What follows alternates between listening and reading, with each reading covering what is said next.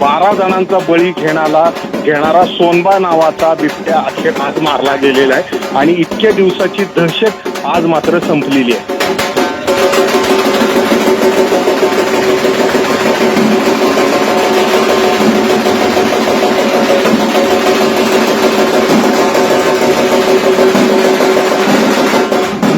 तो डॉक्टर धवलसिंह मोहिते पाटील यांच्या गोळीनं अचूक निशाणा साधला गेला आणि त्या ठिकाणी तो बिबट्या मारला गेला.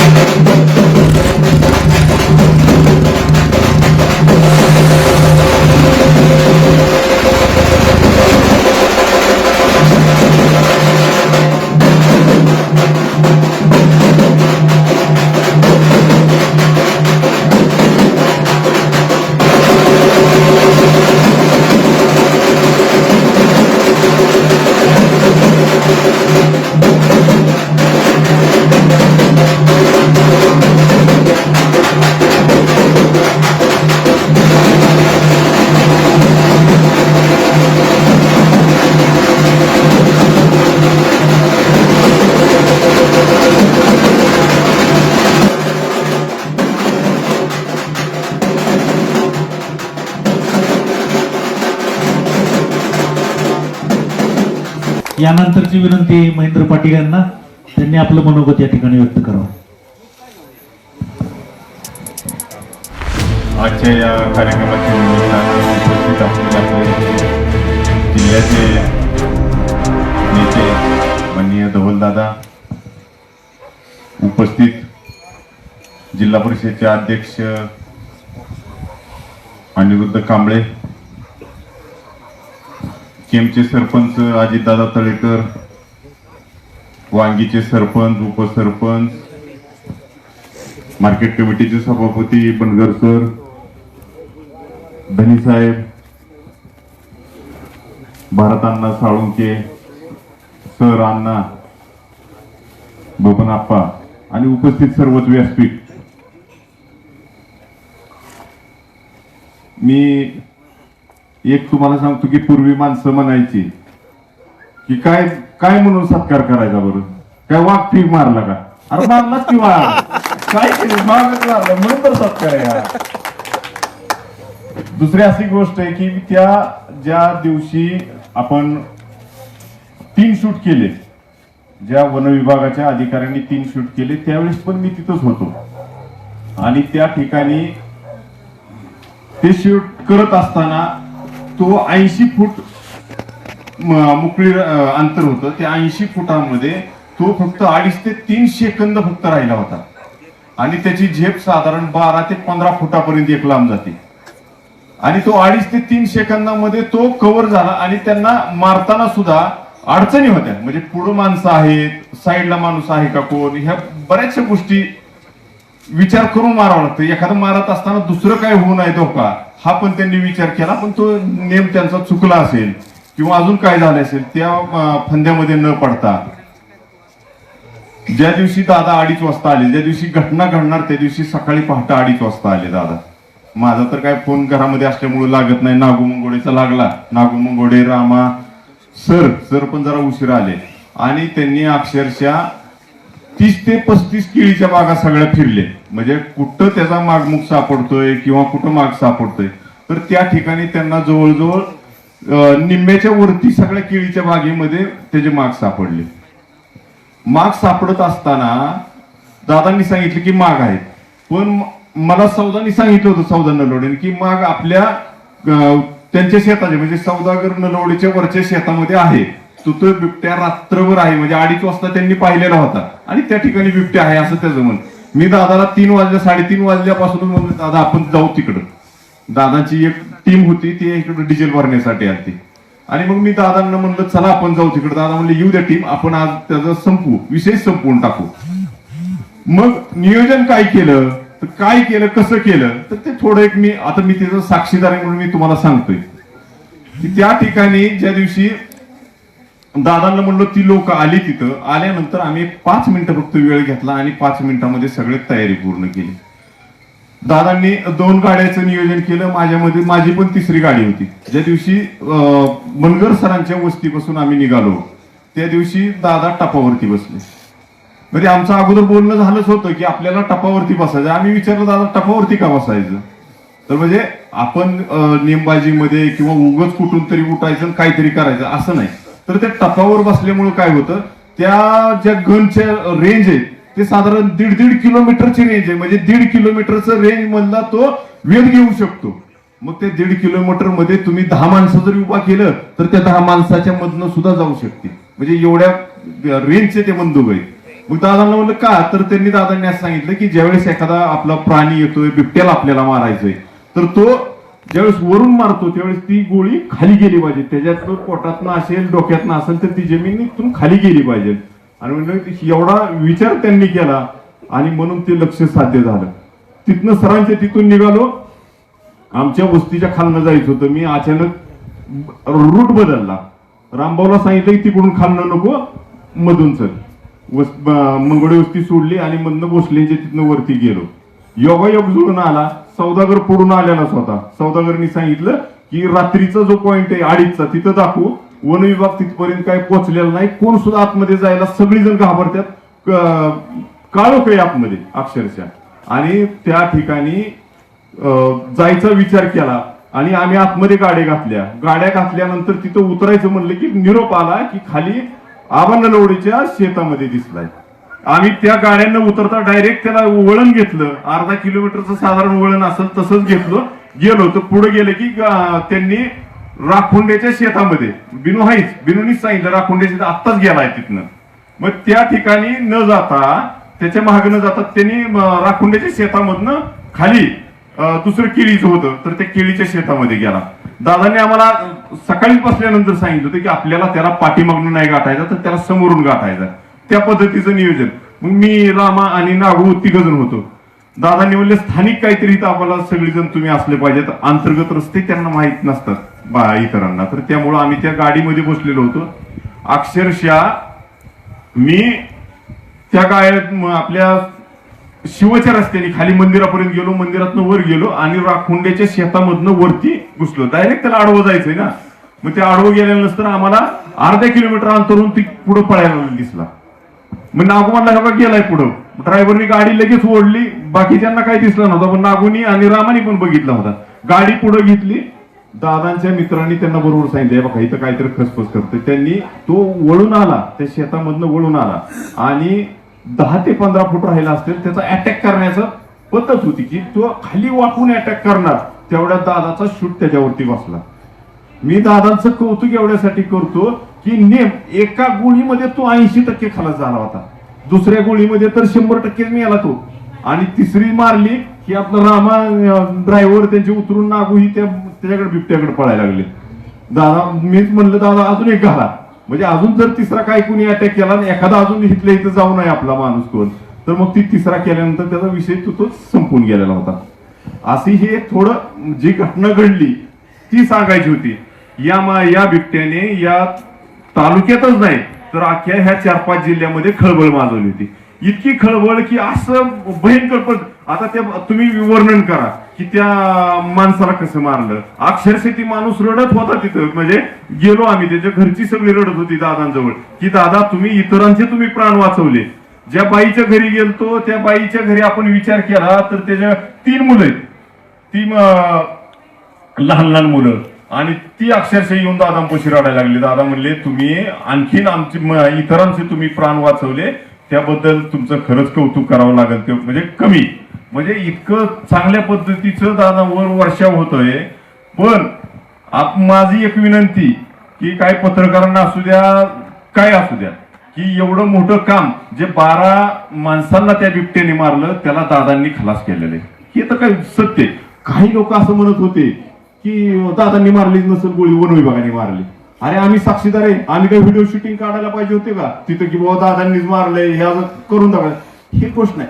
आता जर तुम्ही आणि मी अगोदरच वन विभागाच्या अधिकाऱ्यांना म्हणत होतो की जे काय प्राणी मित्र आहेत ही प्राणी मित्रांचं कुणाला सुटतं की प्राणी मित्र आहेत. मी दादांना सुद्धा म्हणून प्राणी मित्राचे मला नंबर द्या. प्राणी मित्रांना काय जेवढे आहेत ना महाराष्ट्रातले तेवढ्या सगळ्यांना काय 1000, 2000, 10,000 प्राणी मित्र आहेत त्या सगळ्यांना बोलवतो की आमच्या गुरांचं काय करायचं. ह्या 12 माणसं मारलेल्यांचं काय करणार तुम्ही. म्हणजे ही जी ह्यांना जे वाटतं तितकं सोपं नाही. ही माणसं मारलेला त्यांना काय वाटत नाही, प्राणी मेला की त्यांनाही होतं. अरे प्राणी पण आमची बी गुरं मेलेलीत की, गुरांना ओढून नेलेलं आहे. आणि लाडकेल्यांचं गुरं मागूनच त्याने आपण सगळ्यांनी बघितलं की मागूनच ते वासराला खाल्लेलं होतं. एवढं सगळं असताना सुद्धा ह्या प्राणी मित्रांना काय का वाटत नाही. हा ठीक आहे, त्या बिबट्याने जर काय केलेलं नसेल, त्याला जाणून बुजून मारला असेल तर ठीक आहे ना.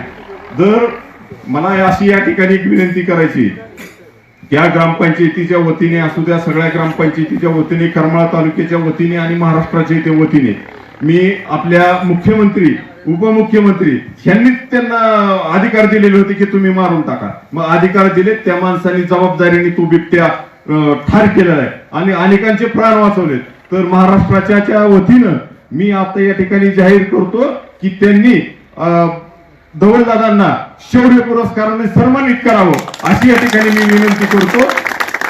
आणि मी या ठिकाणी रजा घेतो. यानंतर या ठिकाणी महेंद्र पाटील यांच्या भाषणानंतर खरोखरच आहे की दादांनी फुंदेवाडीला ज्या ठिकाणी कल्याण फुंदे यांच्यावर बिबट्याने हल्ला करून त्यांना ठार केलं होतं, त्याचप्रमाणे अंजनडोला जयश्री शिंदे यांच्यावर हल्ला करून त्यांना ठार केलं, त्याचप्रमाणे ती मुलगी ठार केलेली होती. त्यांच्या घरी गेल्यानंतर आज खरोखर त्यांच्या मनामध्ये अशी भावना होती की खऱ्या अर्थानं आज त्या मृत आत्म्यांना दादांनी त्या बिबट्याला ठार केल्यामुळं श्रद्धांजलीच वाहिली. त्यामुळं खऱ्या अर्थानं त्यांच्या पण मनामध्ये एक प्रकारचं समाधान त्या ठिकाणी दिसून आलं.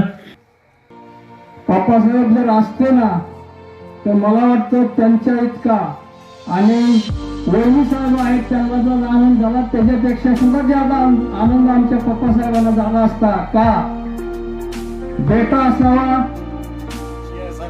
तर सिंहासारखा, या नदीप्रमाणे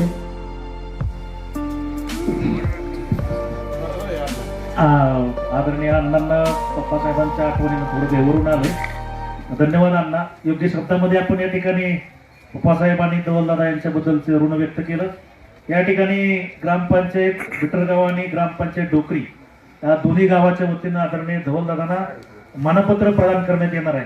मी दादांना विनंती करतो की या ग्रामस्थांच्या वतीनं, बिटरगाव ग्रामस्थांच्या वतीनं या ठिकाणी नागो मंगवडे आपणास या ठिकाणी मानपत्र प्रदान करीत आहेत.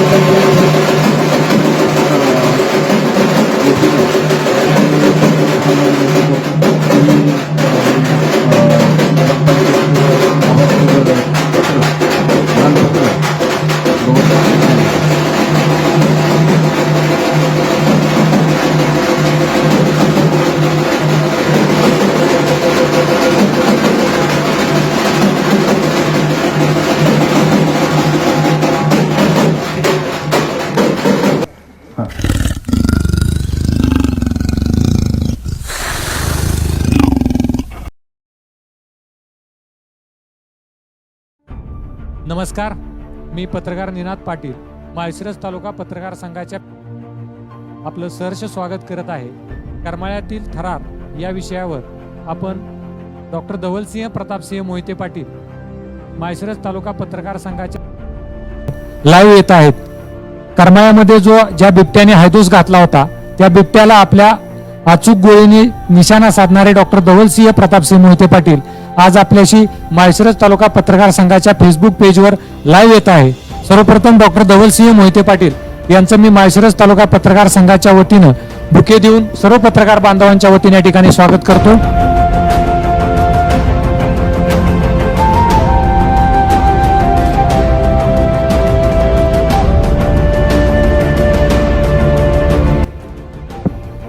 आजच्या या फेसबुक लाईव्हमध्ये या ठिकाणी जे पत्रकार बांधव सहभागी झालेले आहेत त्यांची मी या ठिकाणी ओळख करून देतो.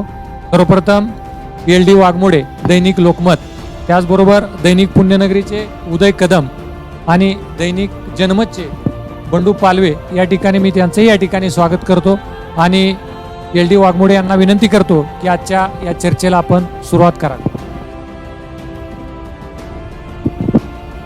आज या चर्चेमध्ये दादा पहिल्यांदा ही मोहीम फत्ती झाली. तर या मोहिमेच्या पार्श्वभूमीची तयारी कशी केली होती? बंदूक तीच का निवडली गेली? तिची देखभाल तुम्ही कशी ठेवता वर्षभर? या गोष्टीची माहिती मिळावी. जो नरभक्ष बिबट्या होता त्याने तोपर्यंत फक्त पेपर आणि मीडियामधूनच या बिबट्याबद्दल आम्ही सगळे त्या सोलापूर जिल्ह्यामध्ये सुद्धा आल्यानंतर अनेक प्रयत्न त्या ठिकाणी ते लोक वन खात्याच्या माध्यमातून बोलवले गेले होते, शॉट मिस झाले. त्याच्यानंतर हा बिबट्या अजूनच सतर्क झाला. त्या हालचालींमध्ये एक सावधगिरी बाळगून तो हल्ले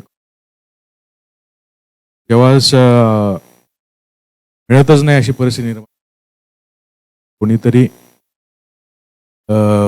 स्थानिक लोकांशी कनेक्ट असलेला हे त्यातल्या त्यात असलेला होता. त्यांनी मग सन्मान्य हर्षवर्धन मला त्यांनी कॉन्टॅक्ट केला, पत्र दिलं की आपण या ठिकाणी सहकार्य. मग त्या ठिकाणी मी गेलो. मी 2 बंदुका होती आणि एक 12 बोर एवढ्यासाठी घेतली होती की जर लांब असेल आणि ते जर 12 बोर बंदुकीला एक रेंज मर्यादा असते. 12 बोर एवढ्यासाठी बरोबर घेतली होती. जर जवळ एन्काउंटर झालं आपला त्या ठिकाणी वर येणार असेल किंवा पळता असेल सोयीची पडते त्यासाठी म्हणून ती घेतली. या दोन्ही बंदुका दर 3-4 महिन्याला आम्ही ऑइल पाणी करतो. जसं ऋतू बदलतो तर बिबट्या किती अंतरावर दिसेल याविषयी मनामध्ये एक साशंका होते. वांगी बिटरगाव भागामध्ये तो बिबट्या असल्यामुळे आम्हाला एक गोष्टीचा फायदा होता की तिन्ही बाजूला पाणी होतं. एकंदर ह्या बिबट्याचा जर ट्रॅक रेकॉर्ड पाहिला तर हा बिबट्या साऊथच्या दिशेने येत होता. म्हणजे बीड जालन्यापासून जर त्याचं दिशा बघितली तर दक्षिणेकडे तो जात होता. तेव्हा तो वांगी बिटरगाव भागात आला, तिथून पुढे दक्षिणेत त्याला जाता येत कारण सगळं पाणीच होतं. बऱ्यापैकी तो तिथं स्थिरावला होता. त्याला पाणी जवळ होतं आणि राहायचा विषय असला तर ते केळीच्या बागा भरपूर होत्या तिथं. परत बटकी कुत्री, काही शेळ्या, नरभक्ष झाल्यामुळे माणसं सुद्धा तिथे त्याच्या दृष्टिकोनातून ते एक आयडियल वेपन झालं होतं. राहायचं म्हणलं कायमचं तिथं स्थिरावला असतं. अशी शंका ऊस आणि केळी त्या मोठ्या प्रमाणात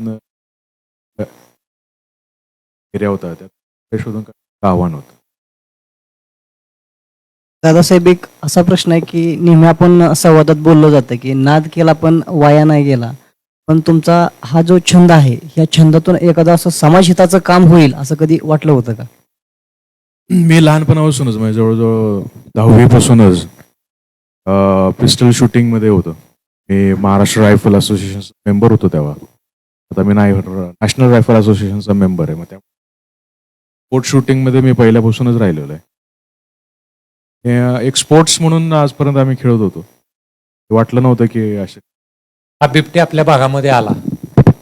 ज्या माहितीप्रमाणे त्याला जोपर्यंत त्या तरुण पिढीला माहिती आहे, आपल्या परिसरामध्ये असे वाघ, बिबट्या किंवा सिंह असे प्राणी कधीच येत नव्हते. परंतु माझ्या माहितीनुसार किंवा आपल्या माहितीनुसार पहिल्यांदाच हा बिबट्या करमाळा असेल किंवा पंढरपूर, माडा अशा भागामध्ये अफवांचं पेव फुटलं. या भागामध्ये येण्याचं कारण काय असू शकतं? बिबट्या कॅट फॅमिली जी आहे, पट्टेवाला वाघ असतील, सिंह असतील, बिबट्या ही जी कॅट फॅमिली आहे त्यामध्ये बिबट्या हा असा प्राणी आहे की तो कुठेही अडॅप्ट होऊ शकतो काही परिस्थितीमध्ये. दुसरी गोष्ट, वाघ सिंहांच्या तुलनेमध्ये त्याला कमी लागतं. आपण पाहिलं असेल की गेल्या 2 वर्षापूर्वी सुद्धा करमाळ्याच्या उंदरगावातून बिबट्या पकडला गेला आणि आज 2 वर्षानंतर परत त्याच भागामध्ये त्याचा वावर आपल्याला पाहायला मिळतो.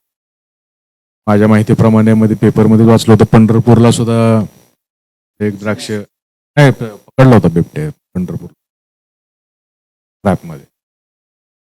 माझं असं मत आहे की कुठेतरी त्यांच्या नॅचरल हॅबिटॅटमध्ये तर शिकार कमी झालेली असावी किंवा जंगल कमी झालेलं असावं. तिसरं एक कारण असू शकतं म्हणजे ज्या पद्धतीनं आजपर्यंत 1972 पासून जे प्राणी संरक्षण कायदा पास झाल्यानंतर त्या पद्धतीनं वन्य खातं संरक्षण करण्याचा प्रयत्न करते जंगली प्राण्यांचा. त्याचं यश म्हणावं लागेल कारण ह्यांची मल्टिप्लिकेशन झालेलं आहे. बिबट्या असेल यांचं संख्या वाढल्यामुळे पूर्वी ज्या संख्येमध्ये समजा एक 100 किलोमीटरचा एरिया आहे, तर 100 किलोमीटरच्या एरियामध्ये पूर्वी जर 4 बिबटे असतील आज त्याची संख्या वाढलेली आहे. आणि मग टेरिटोरियल क्लॅशेस होतात. नर बिबटे असतील तर इलाक्यावरून त्यांचे भांडणं होत. मग दुसरा एरिया बिबट्या शोधायला सुरू करतो किंवा वाघ शोधायला सुरू करतो. आणि मला वाटतं त्या ह्याच्यातूनच हे बिबटे. त्याला लागूनच असा एक प्रश्न आहे की साधारणपणे आपण ज्या दिवशी त्या बिबट्याला मारलं, आमच्या माहितीप्रमाणे आपण 4 ते 5 दिवस अगोदर करमाळ्यामध्येच तळ ठोकून होता. आणि आपण मुलाखतीच्या दरम्यान सुरुवातीला सांगितलं की वन विभागानं आपल्याला पाचारण केलं, त्या ठिकाणी पत्र दिलं आणि त्या माध्यमातून आपण त्या ठिकाणी गेलो. त्या ठिकाणी सगळ्यांना अशी एक उत्सुकता लागून राहिली की त्या दिवशीचा दिनक्रम कसा होता आपला. एक्झॅक्ट तुम्ही सकाळपासून किंवा आदल्या दिवशीपासून काय प्रोग्राम किंवा काय प्लॅनिंग केलं त्या बाबतीत त्या दिवशी मारला त्या दिवशी? काय झालं होतं त्याच्या आधी एक वासरू मारलं गेलो. त्यावरती आम्ही मचान करून जवळजवळ आंब्याच्या झाडावरती बसलो होतो रात्री आणि हर्षवर्धन तावरे. पण त्या ठिकाणी तिकडे काय ते फिरकलं नाही. आणि कंटिन्युअस पेट्रोलिंग वन खात्याचे आणि जे टीम्स नेमल्या होत्या शूटर्सच्या कंटिन्युअस गावोगावी पेट्रोलिंग त्या एरियामध्ये असल्यामुळं बिबट्याला काही शिकार करता येत माणसाची असेल नाही तर आणि माणसाची शिकार करता येत नसल्यामुळे 4-5 दिवस झाले त्यांनी शिकार केली नव्हती. आम्हाला एक शंका होती की 5-6 दिवस झाले त्यांनी शिकार केली नाही म्हणल्यावर आज उद्याकडे काही ना काही तर आपल्याला ऐकायला मिळणार. हे मग तसंच झालं. 7-8 वाजता बंडगर वस्तीच्या जवळच बिबट्या दिसला. हे लोक जे बाहेर जायचे त्या ठिकाणी तो दबा धरून बसलेला दिसला. एक शेतकरी ते पाणी दाराला जात असताना लाईट मारत जात होते त्यावेळेस तो रस्त्यापासून अवघ्या 50 फुटावर बसलेला दबा धरून बसलेला दिसला. त्यांनी लगेच सगळ्यांना सतर्क केलं. त्यामुळे त्याचा त्या रात्रीचा सुद्धा शिकार करण्याचा माणसावर हल्ला करण्याचा बेत हुकला. कारण वस्तीपासून एक 200 फुटावर होता, रस्त्यापासून एक 50 फुटावरती. आम्हाला लगेच फोन आले. आम्ही पहाटेपासूनच प्रत्येक एरिया स्कॅन करायला सुरू केला तरी पण तो सापडला नाही. साधारण पहाटे 4:30-5 वाजता जरा उजेड पडायला लागल्यावरती त्याचे जे पग मार्क्स होते, ठसे होते पायाचे, त्या ठश्यावरती माग काढायचं आम्ही सुरू केलं. जवळजवळ दुपारी 1 वाजेपर्यंत आम्ही तिथले जवळजवळ 30 केळीच्या बागा आम्ही पालत्या घातल्या असतील. आणि विशेष म्हणजे प्रत्येक केळीच्या बागेमध्ये त्याचे ठसे होते. त्या बिबट्या त्या भागामध्ये अतिशय आणि ते एरियाचं पूर्ण स्कॅन केलं होतं. कुठं तर विश्रांती घ्यायची म्हणून दुपारी आम्ही थांबलो थोडं रस घ्यायला की बाबा आता पुढचं स्ट्रॅटेजी काय करायची. त्या अर्थी हा एवढा ऍक्टिव्ह झालाय. 5 दिवस लपून बसला होता आणि 5 दिवसानंतर डायरेक्ट मानवी वस्तीच्या जवळ येऊन बसायला लागला. म्हणजे हा काहीतरी पडायला लागल्यावरती त्याचे जे पग मार्क्स होते, ठसे होते पायाचे, त्या ठश्यावरती माग काढायचं आम्ही सुरू केलं. जवळजवळ दुपारी 1 वाजेपर्यंत आम्ही तिथले जवळजवळ 30 केळीच्या बागा आम्ही पालत्या घातल्या असतील. आणि विशेष म्हणजे प्रत्येक केळीच्या बागेमध्ये त्याचे ठसे होते. त्या बिबट्या त्या भागामध्ये अतिशय आणि ते एरियाचं पूर्ण स्कॅन केलं होतं. काय कुठं तर विश्रांती घ्यायची म्हणून दुपारी आम्ही थांबलो थोडं रस घ्यायला की बाबा आता पुढचं स्ट्रॅटेजी काय करायची. चार ते हा एवढा ऍक्टिव्ह झालाय, 5 दिवस लपून बसला होता आणि 5 दिवसानंतर डायरेक्ट मानवी वस्तीच्या जवळ येऊन बसायला लागला. म्हणजे हा काय तर नक्कीच हातपात करणार. म्हणून मग आम्ही अलर्ट झालो. परत दुपारी 3 वाजता फिरायला सुरू केलं आम्ही. 4 वाजता एका ठिकाणी ऊसतोड चालू होती. 4 वाजता तो बिबट्या तिथे थोडं कामगारांना दिसला वेळीच. त्यांनी वेळीच पळ ठोकल्यामुळे त्यांचा जीव वाचला. याच्या आधी सुद्धा बिबट्याने एक ऊसतोड कामगाराच्या मुलीला मारलं होतं. म्हणजे ह्याच्या ज्या ऍक्टिव्हिटीज होत्या त्या पूर्वी ज्या शिकार झाले होते त्याशी खूप मॅचिंग होती. ऊसतोड कामगाराच्या तिकडे बिबट्या जायचा विषय नाही. म्हणजे तो शिकारीसाठीच माणसाला मारण्यासाठीच त्या ठिकाणी गेला होता. हे आम्हाला कळल्यावर तिथून 15 मिनिटात आम्ही पोहोचलो.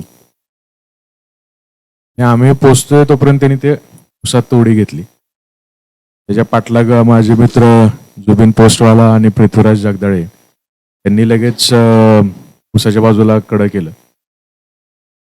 कडं केलं की लगेच त्यांनी केळीच्या main road, car road cross करून केळीच्या बागेमध्ये उडी घेतली. एवढ्यात फॉरेस्टचे संजयजी कडूसाहेब आणि त्यांची टीम पण त्या ठिकाणी आली.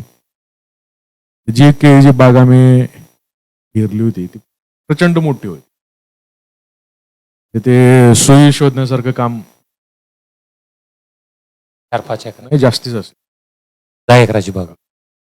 हे मग चारी बाजूने उभे राहिले फॉरेस्टचे गन घेऊन राहिले, परत गन घेऊन उभे राहिले. ते सगळं नियोजन करत करत एक साधारण 5:30 झाले होते. सूर्य मावळला होता, एक शेवटचा प्रकाश राहिला होता. तिथं मग सगळ्यांशी चर्चा करण्यात आली की आता आत कोणी घुसायचं. मग कारण एकतर त्याला बाहेर काढायला पाहिजे, बाहेरच्याला टिपता येईल, तर कोणीतरी आत जाऊन त्याला मारणं किंवा उचकवणं महत्वाचं होतं. रात्र झाली असती तर मग त्या दिवशी तो आमच्याकडून टाकला असता का. एवढ्या मोठ्या ह्याच्यातनं तो कुठून निघून गेला असता तर कळालं नसतं. मी आणि माझे मित्र विकाससाठी आम्ही ठरवलं की आपण आज गाडीमध्ये स्थानिक महेंद्र पाटील आणि बुवा असे दोघं तिघं घेतली, कारण शेतातले रस्ते माहीत नव्हते. म्हटलं तुम्ही गाडीत बसा. जयसिंग मोरे मगराजी ते ड्रायव्हिंगला होते आणि मी वैयक्तिक आणि विकाससाठी आम्ही दोघं गाडीच्या रूफवरती बसलो. रूफवरती एवढ्यासाठी बसलो, तसं ते डेंजरस होतं, तर आम्ही पूर्ण एक्सपोज होतो. त्यांनी जर अटॅक केला असता तरी. पण दुसरा त्याचा प्लस पॉईंट मला असा होता की मला सुद्धा जर वेळ आली तर मारता मोकळेपणाने मारता आला पाहिजे, कुठेही फिरून, बाजूला असेल उजव्या बाजूला असेल. रूफवरती बसल्यानंतर आम्ही आत गेलो, पण लगेच काय आम्हाला दिसलं नाही. तेव्हा थोडी शंका यायला लागली का थोड्यात पुढचा बागेतला संपत आला होता. तेवढ्यात बिबट्याने रस्त्यावरनं उडी घेतली. म्हणजे जवळजवळ 15 फुटाचा रस्ता होता तो. बिबट्याने अतिशय सहजपणे एका उडीत त्याने क्रॉस केला. आणि त्यावेळेस पहिल्यांदा मी बिबट्या बघितला. आणि त्याची इमारतांची साईज होती, लेंथ होती, त्याच्यावरून लक्षात आलं की हा अतिशय बिबट्या आहे. एक लगेच आम्ही फोन काढले.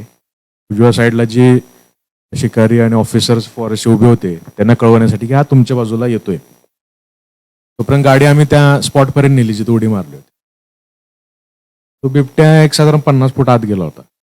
गाडी जेव्हा थांबली तर त्यांनी वळून बघितलं आणि जाऊन लगेच गुरगुरत अंगावर चार्ज केलं. हे एक्सपेक्टेड नव्हतं. ते नरभक्ष असल्यामुळे त्याला ते एकटं दिसलं असेल. मी तयारीतच होतो. बाहेरच उजेड नव्हता, सूर्यप्रकाश, आणि केळीची बाग मग आधी सावली असते तर बऱ्यापैकी अंधार झाला होता. मला ते नक्की बिबट्या कोण आहे, किती कुठं होते हे अंदाज नेम धरूनच होतो मी. जेव्हा पळत वरची उडी घ्यायसाठी तो पाकला जम्प घेण्यासाठी, त्यावेळेस मी माझा पहिला 15 फुटावरून त्यांनी उडी मारायचं त्यांनी पवित्रा घेतला होता. पहिली गोळी डोक्याच्या आसपास लागली, अँकर झाला, थांबला गेला. एक शेवटचा जोर म्हणून परत उठायला लागला. मग दुसरी गोळी मी त्याच्या चेस्टमध्ये मारली, छातीमध्ये. बऱ्यापैकी 2 गोळ्यांमध्ये त्याचा विषय संपला होता. पण एक नरभक्ष होता आणि लोकांचा लगेच लोक पळत आली होती. बार फॉरेस्ट रिस्क नको म्हणून मी 3रा बार घेतला. शेवटचा घात कोणता होऊ नये अशा पद्धतीनं तो संपला. आपण सांगितलं की पहिली गोळी डोक्याच्या आसपास मारली, दुसरी छातीमध्ये आणि तिसऱ्यांदा अटॅक करून. तुम्ही एक असं काल परवा एक असं स्टेटमेंट दिलं होतं की त्याला जर मी गोळी मारली नसती तर तो आमच्याकडे धावून आला. हा थोडंसं जरा काय सांगता येईल याबाबत? नाही, तो अटॅकच्या पवित्र्यातच होता. पवित्र्यात म्हणजे हा पळत आला होता. हे शेवटचं जे पंजा पुढे घेऊन जी उडी मारणार त्या पवित्र्यामध्ये तो बिबट्या. आपण ओपन मध्येच होता, गाडीच्या त्या बोनेटवरच आपण होता. साधारणपणे एक 15 फुटाचं अंतर होतं आपल्या. हा, गाडीपासून तो 15 फुटावर. 15 फुटावर. आपल्या शेजारी पण एक जण आपले मित्र सहकारी कोणतरी विकास साठी होते माझे, रायफल घेऊन होते. ते दोघांच्या हातात पण वेपन होते.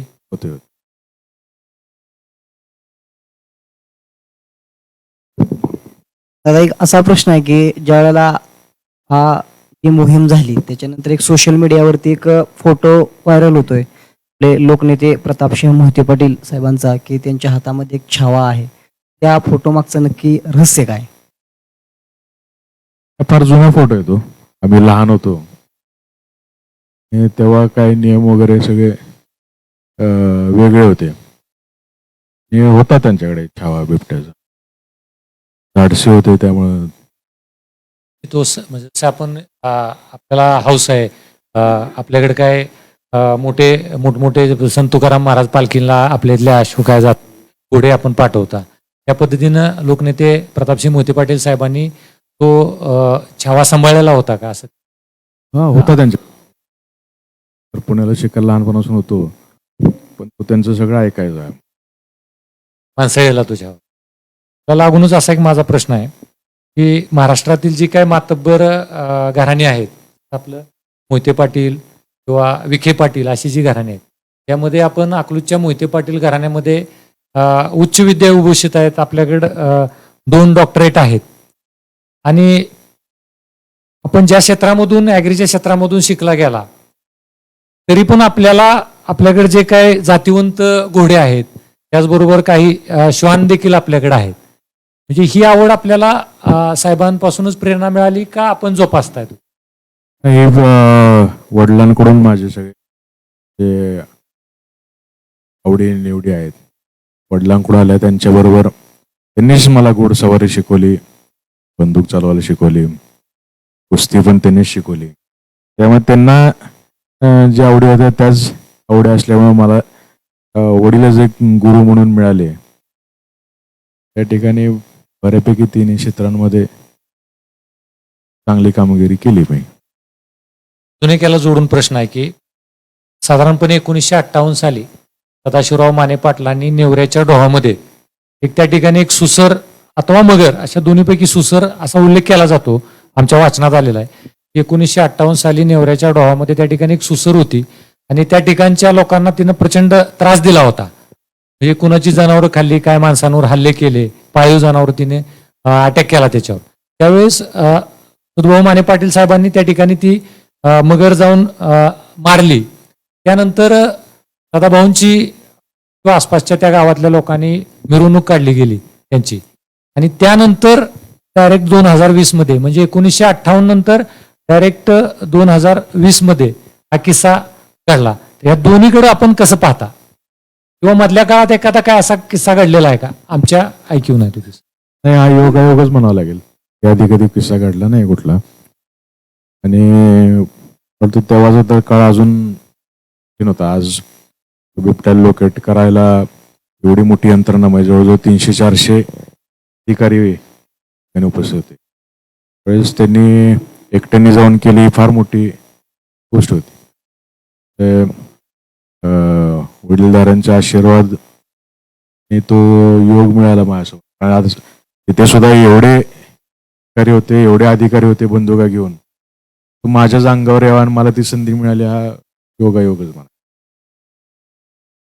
आपल्याकडं असेही प्रश्न उपस्थित केले जातात की अकलूजचे सिंह आणि म्हणजे डॉक्टर धवल सिंह आणि इतके शिकारी होते, आपला साहेब आपले गुरु होते, साहेबाकडून आपल्याला प्रेरणा मिळाली, परंतु आपण आता सांगितलं की तो केवळ निव्वळ योगायोग होता का असं अगोदरच विधी लिखित होतं की ते डॉक्टर धवल सिंहांच्याच गोळीनं त्याला मारलं जाणार आहे, त्याबाबत काय?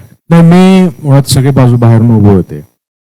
मी आतमध्ये त्याला, मी आणि माझे मित्र बाहेर उसकवायला गेलो होतो आणि असं म्हणायला गेलं तर योगायोग म्हणावं लागेल, कारण आम्हाला काय तो आत इथंच आहे हे माहित नव्हतं बिबट्या.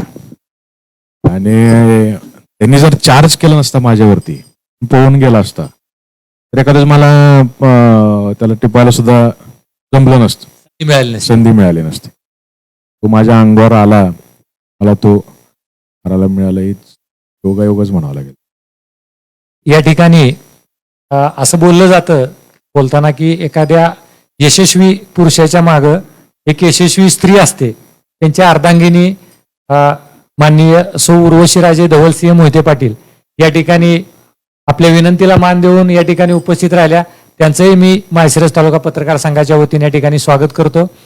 आदरणीय वहिनी साहेबांना एक प्रश्न मी विचारू इच्छितो की वहिनी साहेब, दादांना जी प्रेरणा साहेबांकडून मिळाली, पप्पा साहेबांकडून, दादा ज्यावेळेस करमाळ्याच्या मोहिमेवर चालले होते त्यावेळेस आपल्या भावना काय होत्या? माझ्या वाले आहेत, घरच्यांचे काय फिलिंग्स असतात हे मी मागच्या काही दिवसात अनुभव. म्हणजे या ठिकाणी उर्वशीराजे धवलसिंह मोहिते पाटील यांच्याबाबत एक गोष्ट मी सांगू इच्छितो की जवळपास वहिनींचं 7 ते 8 भाषावर प्रभुत्व आहे. जगामध्ये ज्या ज्या भाषा बोलल्या जातात त्या 7 ते 8 भाषावर वहिनी साहेबांचं प्रभुत्व आहे. आपण आता बोलला की ते सुखरूप यावेत, आपल्याला दादांच्या गोळीनं तो बिबट्या ठार केला जाईल आणि दादा सुखरूप घरी येतील. आता आपण बोलला की डिफेन्सच्या बाबतीत जे काय अनुभवत आहे ते आपण अनुभवत आहे, म्हणजे आपल्याला 100% खात्री होती. दुसरं एक असं दादांनी मध्ये सांगितलं की बोलता बोलता परवा एका इलेक्ट्रॉनिक चॅनलला मुलाखत देताना सांगितलं की जर बिबट्याला मी गोळी मारली नसती तर मी आज या ठिकाणी तुमच्या समोर दिसलो नसतो, असं एक वक्तव्य होतं दादांचं. याबाबत आपलं मत काय? आणि साहेबांनी जसं ट्रेन केला, या कुटुंबाची दादांची ज्यावेळेस बिबट्या मारला गेला आणि आईसाहेब असतील, तुम्ही असाल किंवा मुलं असतील, यांना आनंद झाला. आम्ही तो सोशल मीडियाच्या माध्यमातून पाहिला, पण सोशल मीडियावर सध्या गेल्या 3-4 दिवसापासून आम्ही पाहतोय की डॉक्टर धवलसिंह मोहिते पाटील यांचा बोलबाला आहे, म्हणजे संपूर्ण महाराष्ट्रभर, आणि महाराष्ट्रभरातून दादांना फोन येत आहेत. मग ते फोन बऱ्याच वेळा दादा दिवस रात्र जागलेले आहेत त्या ठिकाणी, कारण ज्या दिवशी दादांच्या या ठिकाणी सत्काराला रीग लागलेली होती त्या दिवशी दादांचा आवाज सुद्धा आम्ही ऐकला, पण अतिशय असा घोगऱ्या स्वरूपाचा आवाज झालेला होता. तर आपल्याला माहिती आहे त्यांना कोणाकोणाचे फोन आले, महाराष्ट्रातल्या बऱ्याच मोठ्या नेते मंडळींचे फोन आलेले आहेत, तर आपण सांगू शकाल का?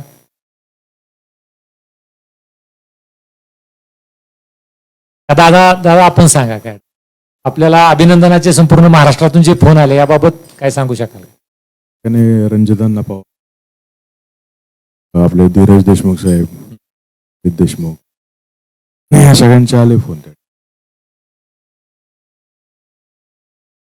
शिंदे साहेबांकडून सुद्धा, एकनाथ शिंदे साहेब जे आता सध्या महाराष्ट्राच्या कॅबिनेट मिनिस्टर आहेत, एकनाथ शिंदे साहेबांनी अभिनंदन.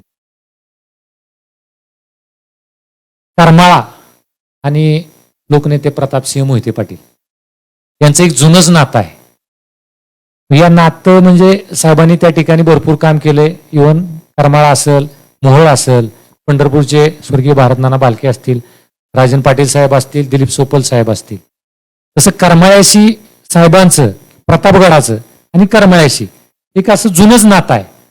तर या नात्याची ओढ होती का काय आपणाला त्या ठिकाणी जाताना? नक्कीच होते. करमाळा तालुका महर्षी राव मोहिते पाटलांवर अतिशय प्रेम करणार. त्यांच्यानंतर प्रतापसिंह मोहिते पाटलांनी सुद्धा या करमाळ्यातल्या जनतेवर अतिशय प्रेम केलं. करमाळ्यातल्या लोकांनी सुद्धा त्यांच्यावर खूप प्रेम केलं. एक प्रेमाचं ऋणानुबंध जे होते त्यातून सुद्धा एक भावना होती की आपली लोक आहेत, दहशतीखाली आहेत, एवढी दहशत होती मी जेव्हा तिथं पहिल्यांदा गेलो बघायला. लोक सांगत होते दादा आम्ही रात्रीचं बिस्किट खातो म्हणले. काय तर सकाळी उजला जायला लवकर पहाटेचं उठायची सवय आहे. तर ती वेळ लवकर जाऊ नये सूर्य उगवल्यावर म्हणून आम्ही रात्रीचं जेवत नाही. ही जी दहशत होती की लोकांनी संध्याकाळी जेवायचं बंद केलं होतं. हे जेव्हा सगळ्या गोष्टी ऐकल्या आईंना येऊन सांगितलं. मला सांगितले की काही असो तुला जो काय अनुभव असेल तुझं जे काय असेल जाऊन तू तुझ्या परीने मदत कर. हे तो एक एनर्जी मिळाली का आईंचा पण पाठिंबा आहे घरातून सगळ्यांचा. त्या ठिकाणी मी होतो जवळ 5-6 दिवस होतो. खरं आहे 4-5 दिवस झोपच नव्हती. रात्री पण जागायचं. दुपारच्या वेळ मिळायचा त्यावेळेस एक अर्धा-1 तास तिथंच वस्तीवर आम्ही झोपायचो. आणि यश मिळालं त्या गोष्टीचा आनंद आहे. मला आता ही मोहीम फत्ते झाली पण यामध्ये या मोहिमेत पावलेला क्षण आणि अशा संधीची मला भविष्य काळात जर संधी मिळाली त्या स्वीकारणार का? ज्या बिबट्या ठार झाल्यानंतर तो आनंद लोकांच्या मनावरती मला तिथून बाहेर येताना लहान लहान मुलं सुद्धा विचारायचे बोलदादा. घरातल्या त्या महिला त्या ठिकाणी होत्या. त्या घरात गर्दी फार होती. त्यांच्या दारात उभा राहूनच लांबूनच ओवाळत होत्या. हे विसरू शकत नाही.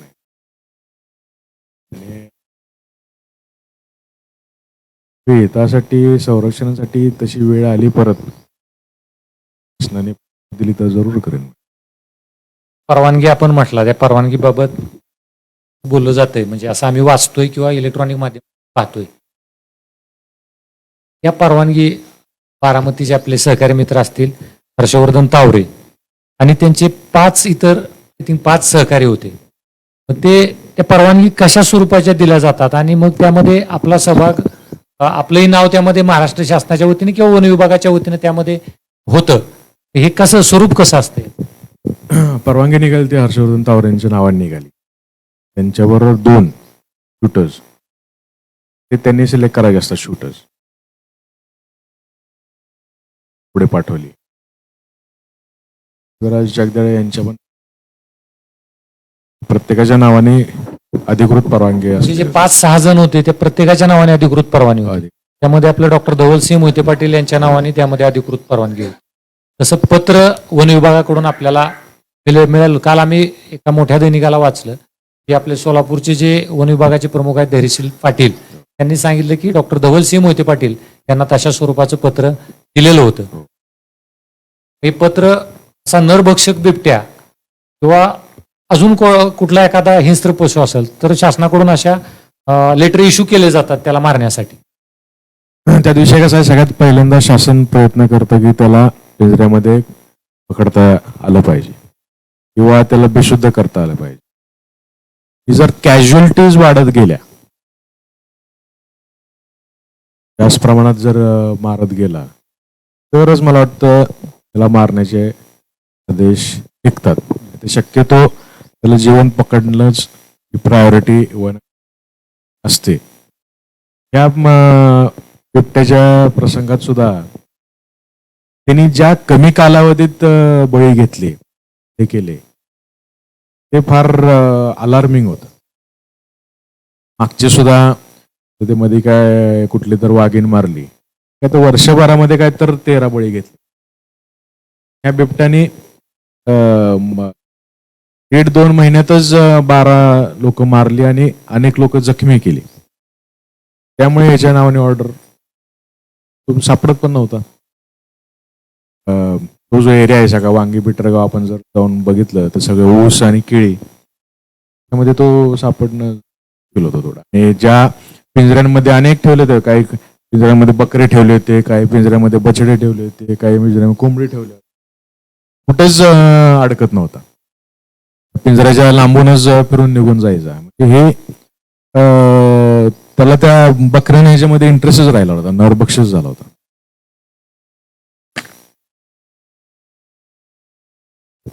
मोहिते पाटील हे एक राजकीय वलय असणारं कुटुंब आहे. बिबट्याचं आपण याबाबत संभूत माहिती या ठिकाणी आम्हाला दिली, परंतु योगायोग असा आलेला आहे की आता नुकतीच गेल्या वर्षी 1.5 वर्षापूर्वी लोकसभा आणि 1 वर्षभरापूर्वी विधानसभा झाली. आपल्याला एक राजकीय वलय आहे. लोकनेते प्रतापसिंह मोहिते पाटील साहेबांनी खासदार, मंत्री, महाराष्ट्र राज्याचे मंत्री, आमदार अशी वेगवेगळी पदं भूषवली गेली. आपणही आपल्या सुरुवातीच्या काळात एका पक्षाशी जोडला गेला. कालांतरानं आपण लोकसभेच्या माध्यमातून त्या पक्षाला पाठिंबा दिला गेला. त्या पक्षाच्या खुद्द जे निवडून आलेल्या खासदारांनी या ठिकाणी कबूल केले की आपल्या महाराष्ट्र राज्य जनसेवा संघटनेचा त्यामध्ये सिंहाचा वाटा आहे. नुकतीच गेल्या वर्षी विधानसभेची निवडणूक झाली. त्यामध्ये आपल्या संघटनेने त्या राष्ट्रवादी काँग्रेसच्या उमेदवारांना पाठिंबा दिला. त्या ठिकाणी थोड्याफार मताच्या फरकाने पराभूत झाले त्या ठिकाणी उमेदवार.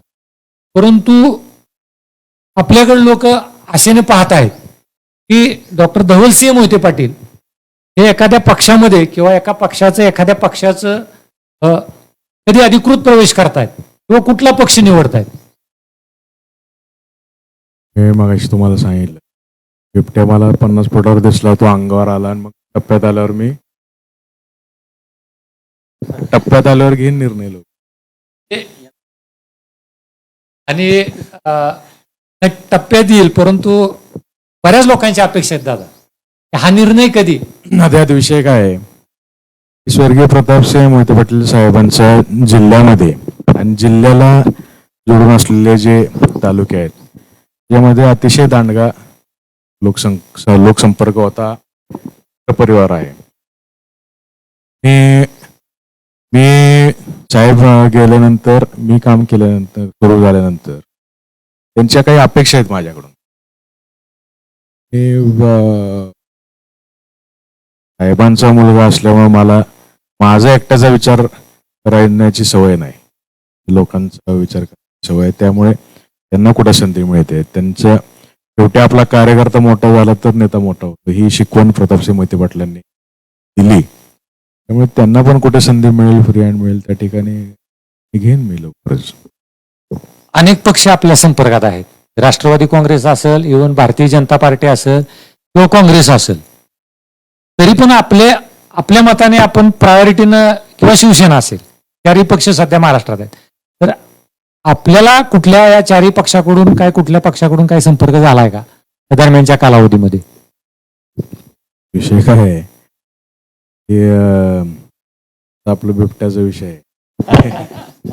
तुम्ही असे प्रश्न विचारून मला माझी शिकार करू नका, त्याला वेळ जाऊ द्या. योग्य वेळ घेऊ निर्णय योग्य त्यांना मिळेल. मी आपल्याला सांगितलं तसं की माझ्या बरोबर स्वर्गीय प्रतापसिंह मोहिते पाटील साहेबांबरोबर ज्यांनी हे काम केलंय न्याय मिळावा असा पक्ष. तरी पण ऑफर सगळ्या चारही पक्षाकडून येत असतील ना? नाही, असं काय मी काय फार मोठा काय नेता आहे घेऊन ऑफर देत बस. लवकरच राजकीय निर्णय सुद्धा लवकरच अपेक्षित आहे असं म्हणता येईल का? किंवा नवीन वर्षाच्या शुभ मुहूर्तावर वगैरे असं काय होऊ शकतं? आता काय सध्या ग्रामपंचायत चालू आहेत, होईल काय तर हे होते डॉक्टर धवलसिंह प्रतापसिंह मोहिते पाटील आणि त्यांच्या अर्धांगिनी उर्वशी राजे धवलसिंह मोहिते पाटील. करमाळ्यामध्ये जो बिबट्या ठार केला गेला तो डॉक्टर धवलसिंह मोहिते पाटील यांच्या गोळीनं अचूक निशाणा साधला गेला आणि त्या ठिकाणी तो बिबट्या मारला गेला. याचबरोबर आपण या ठिकाणी त्या बिबट्याने जो हायदोस घातला होता आणि त्या ठिकाणी जी दहशत निर्माण केली होती, ही दहशत कशी संपवली गेली आणि अकलूजच्या मोहिते पाटील आणि ते पण लोकनेते स्वर्गीय प्रतापसिंह मोहिते पाटील यांचे चिरंजीव डॉक्टर धवलसिंह मोहिते पाटील यांच्याकडून त्या ठिकाणची दहशत संपवली गेली आणि कशा पद्धतीने तो बिबट्या मारला गेला हे या ठिकाणी डॉक्टर धवलसिंह मोहिते पाटील साहेबांनी आपला